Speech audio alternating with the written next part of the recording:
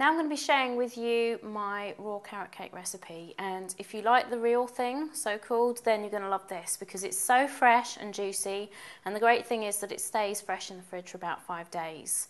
So let's look at the ingredients that we've got here just so you can become familiar with them, and then all we need is the food processor, and that's it, you'll be good to go. So first of all, in here we've got 3 cups of carrot pulp. Which is actually what you get from juicing. So if you have been juicing carrots, then absolutely keep the pulp because you can reuse it for this recipe. You won't need the juice, so you can drink that, but the pulp is absolutely what you need. Next on our list is dried apricots, which these ones are actually naturally moist, but if the ones that you buy aren't so moist, then you'll need to soak those a bit first just to make them easier to blend and process. Then we have our dates. I have medjool dates here, but you can use any dates as long as they, again, are, not too tough, not too much hard work for the food processor. Then we have pecan nuts. You can use walnuts as well if you wish. Pecans are much preferred to me. I don't like walnuts that much, so that's my choice.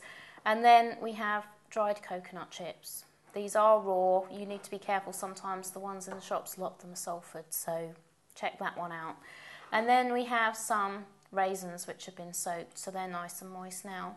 And then finally we have a mixed spice, which is a combination of different spices that bring that kind of Christmassy and lovely spicy feel to the recipe.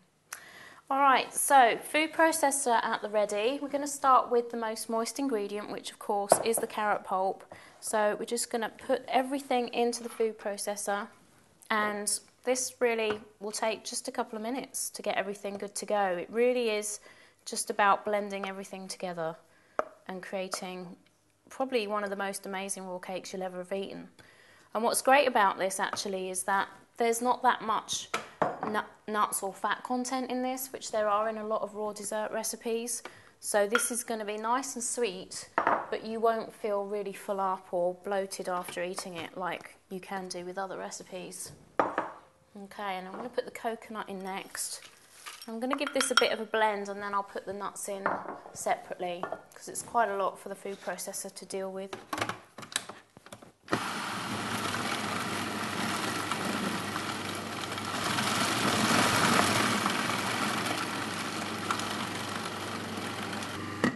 Alright, so when you've done the first mixture, and sometimes you may need to halve it first if it's struggling to blend, is add in the rest of the ingredients. Okay, and actually what I'm going to do, just to show you, is if we take our bowl here, and we can halve the mixture, because obviously the bowl is quite full now, and if you've got a normal size food processor, then your bowl is probably full up to the top. So we're going to halve this, and in actual fact, because the nuts are still to go in, we'll just leave plenty of space to grind the nuts well first and then add the rest of the ingredients in. So left a fair amount in, enough to help the nuts blend. And that's all our pecan nuts in. And then I'm going to add the spice actually into this mixture, ready for when we add it in. Okay, so off we go.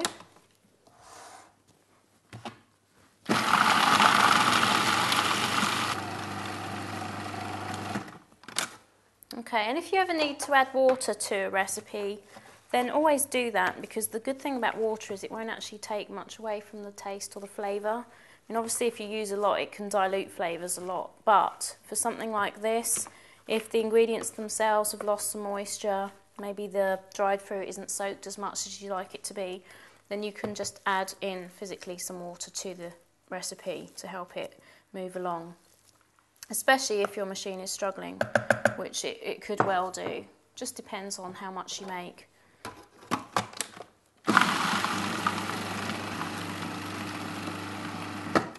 Alright, so you want to keep adding until all the mixture is in, and you don't necessarily have to have everything fully blended. Sometimes people like whole pieces of raisin or larger chunks of date or coconut in there. It really doesn't matter.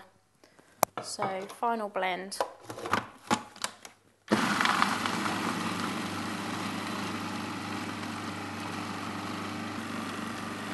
Okay, so we are blended, and the next step is to decant all of this, and it smells delicious, into your container of choice, which might be some kind of pan like this, lasagna dish. It might be a tin, or you could just do it straight onto a plate because it's very malleable. You can make it into a loaf shape or mini cakes if you wish.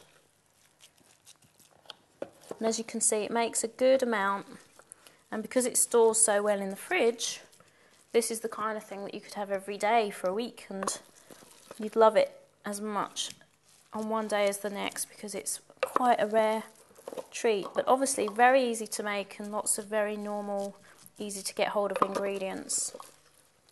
So, looking good. Just get the final remnants out.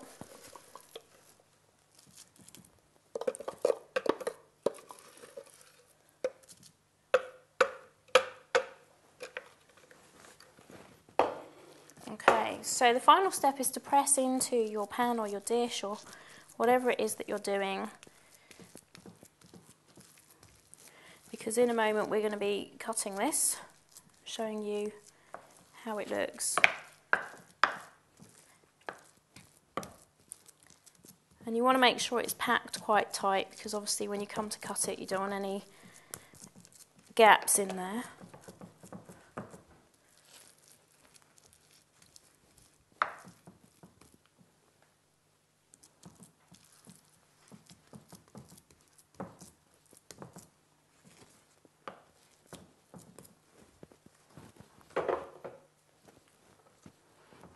Okay, so that's what we have. It's a lot of carrot cake in there. And then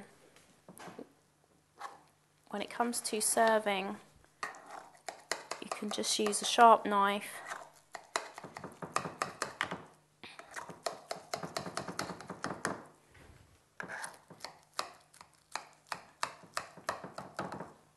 and create a nice portion for yourself.